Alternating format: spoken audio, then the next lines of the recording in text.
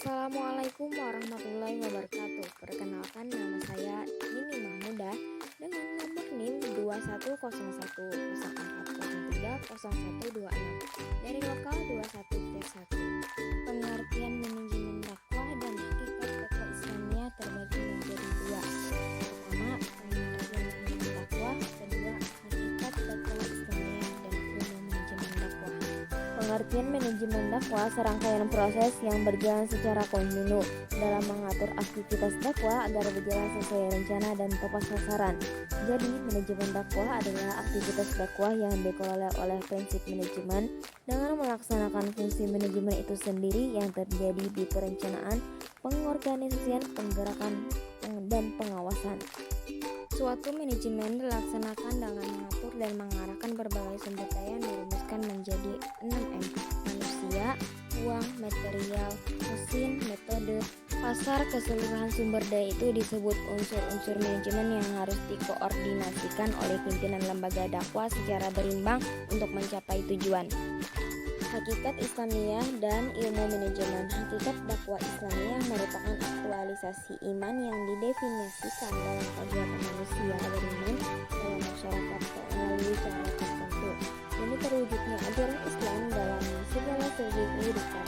Kegiatan tersebut sering disampaikan secara individu ataupun kelompok melalui berbagai metode dan sarana yang bertujuan melalui perubahan dalam kehidupan. Dalam proses dakwah banyak metode yang digunakan, namun metode tersebut haruslah sesuai dengan kondisi masyarakat yang dihadapi.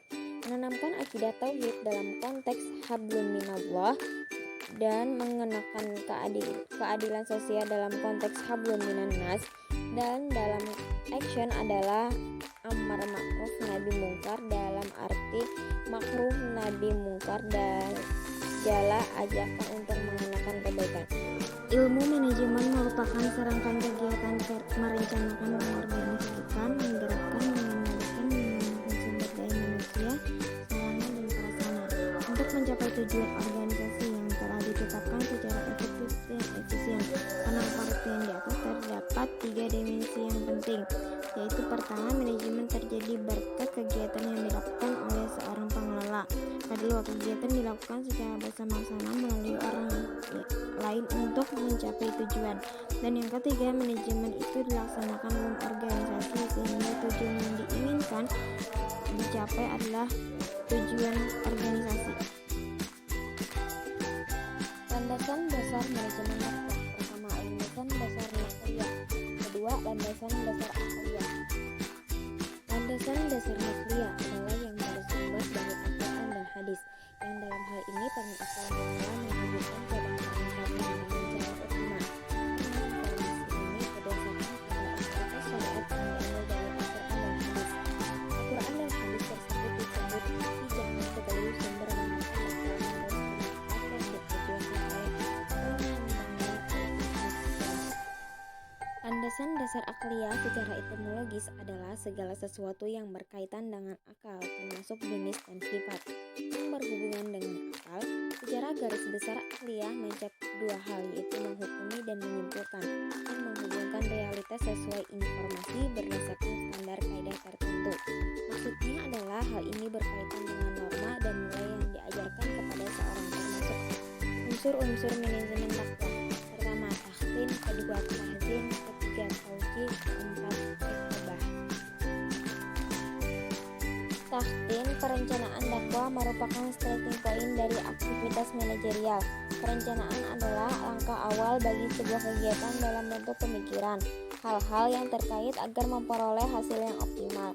Alasannya bahwa tanpa adanya rencana maka tidak ada dasar untuk melaksanakan kegiatan tertentu dalam rangka usaha untuk mencapai tujuan. Tahzim, pengorganisasian dakwah, adalah sebuah proses pengelompokan orang-orang, alat-alat, tugas-tugas, tanggung jawab, dan wewenang sedemikian rupa sehingga tercipta suatu organisasi yang dapat digerakkan sebagai suatu kesatuan dalam rangka mencapai suatu tujuan yang telah ditentukan. Tauji, penggerak dakwah. Penggerak dakwah adalah inti dari manajemen dakwah karena dalam proses ini semua aktivitas dilakukan. Adapun pengertian penggerakan dakwah, seluruh proses pemberian motivasi kerja kepada para bawahan sedemikian rupa sehingga mereka mampu bekerja dengan ikhlas dan tercapainya tujuan organisasi dengan efisien dan ekonomis. Riqabah, pengendalian dakwah.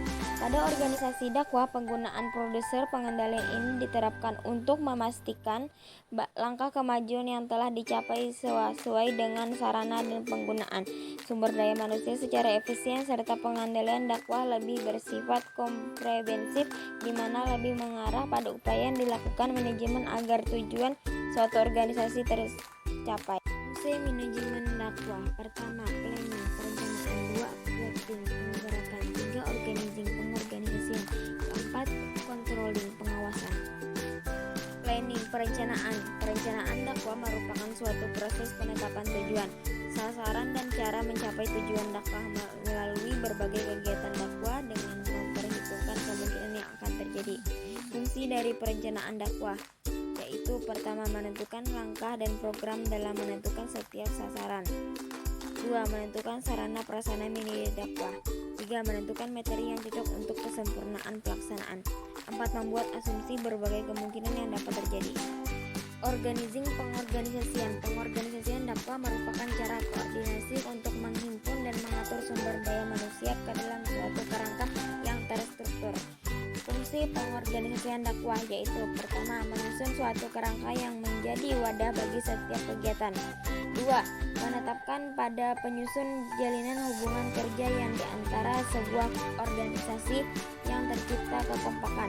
3. Memudahkan dalam menentukan pemilihan tenaga pelaksana dakwah yang semua diarahkan pada sasaran yang telah ditentukan. Actuating, penggerakan dakwah adalah suatu proses pemberian motivasi, penggerakan, dan bimbingan dari pemimpin untuk para anggotanya agar mencapai tujuan yang telah ditetapkan. Fungsi penggerakan dakwah yaitu pertama, memberikan arahan dari pemimpin dakwah untuk anggotanya agar anggota dapat memberikan tugasnya. 2. Memberikan motivasi dari pemimpin dakwah untuk mendorong semangat pelaksana dakwah. 3. Memberikan bimbingan dari pimpinan dakwah untuk anggotanya. 4. Menjalin hubungan yang baik antara pemimpin dakwah dan pelaksana dakwah. Controlling, pengawasan. Pengawasan dakwah merupakan suatu proses di mana pemimpin dakwah ingin mengetahui apakah pelaksanaan kegiatan dakwah yang dilakukan telah sesuai dengan rencana atau tujuan yang hendak dicapai. Fungsi manajemen dakwah: 1. Pengendalian untuk mencari kebenaran jika terdapat kesalahan dalam pelaksanaan dakwah. 2. Mencegah penyimpangan, pengurusan dalam berdakwah. 3. Menghentikan kekeliruan dan penyimpangan yang berlangsung. 4. Memperbaiki kekeliruan atau kesalahan yang terjadi. 5. Memperkuat rasa tanggung jawab terhadap seseorang yang diserahi tugas dalam melaksanakan kegiatan dakwah. Tujuan organisasi dakwah. Tujuan merupakan sebuah pernyataan yang memiliki makna, yaitu keinginan yang dijadikan pedoman bagi manajemen puncak organisasi untuk meraih hasil tertentu atas kegiatan yang dilakukan dalam dimensi waktu tertentu. Dalam tujuan memiliki target tertentu untuk dicapai dalam jangka waktu tertentu. Adapun karakteristik tujuan organisasi dakwah itu adalah sesuai. Tujuan organisasi dakwah itu selaras dengan misi dan visi dakwah itu sendiri. Berdimensi waktu. Tujuan organisasi dakwah harus konkret dan bisa diantisipasi kapan terjadi. Layak. Tujuan organisasi dakwah hendaknya berupa suatu tekad yang bisa diwujudkan. Luas.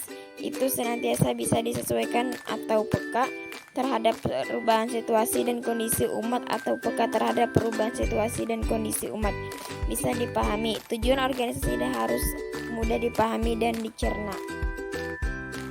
Jadi tujuan organisasi dakwah itu mengambil goal dari dakwah itu sendiri dengan cara visi misinya.